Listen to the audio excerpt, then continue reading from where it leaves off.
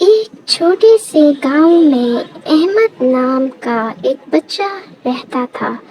وہ بہت ذہین، بہت پیارا اور بہت ہی فرمانبردار بچہ تھا، سب کی آنکھوں کا تارا تھا۔ لیکن اس کی ایک خامی تھی کہ وہ جھوٹ بہت بولتا تھا۔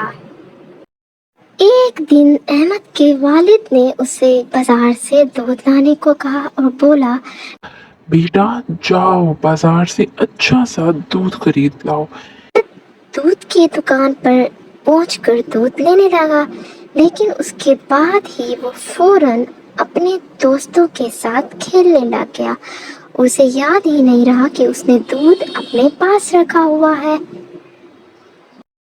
یوں ہی کھیلتے کھیلتے اس سے دودھ نیچے گر گیا۔ جب اس سے دودھ نیچے گر گیا تو اس نے سوچا کہ اب اسے کیسے بچا جائے، تو اس نے گھر جا کر اپنے والد سے جھوٹ بول دیا کہ دودھ تو بلی کھا گئی ہے۔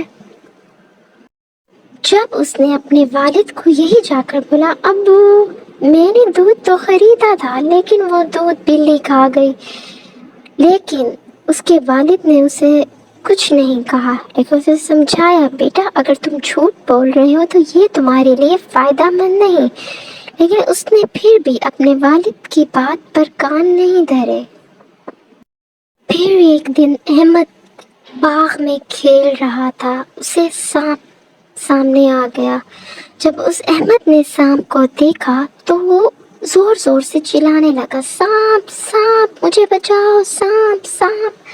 لیکن گاؤں والوں نے اس کی بات کو ذرا بھی توجہ نہ دی، کیونکہ وہ جانتے تھے وہ ہمیشہ کی طرح جھوٹ بول رہا ہے۔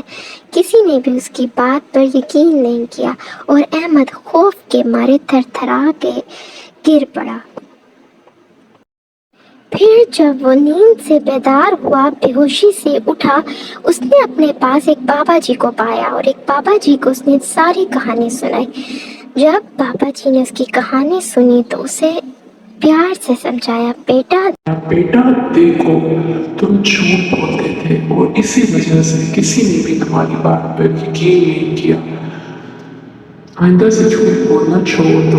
احمد نے بابا جی کی بات کو بہت غور سے سنا اور دل ہی دل میں پکا ارادہ کر لیا کہ وہ آئندہ جھوٹ نہیں بولے گا۔ اور اس کے بعد وہ گھر آیا اور اپنے بابا کے ساتھ اپنے ابو کو ساری باتیں بتائیں، اور اپنے ابو کے ساتھ اس نے وعدہ لیا کہ وہ آئندہ جھوٹ نہیں بولے گا۔ تو ہمیں بھی اس کہانی سے یہ سبق ملتا ہے، آئندہ ہمیں بھی جھوٹ نہیں بولنا چاہیے، ہر معاملے میں سچ کا ساتھ دینا چاہیے۔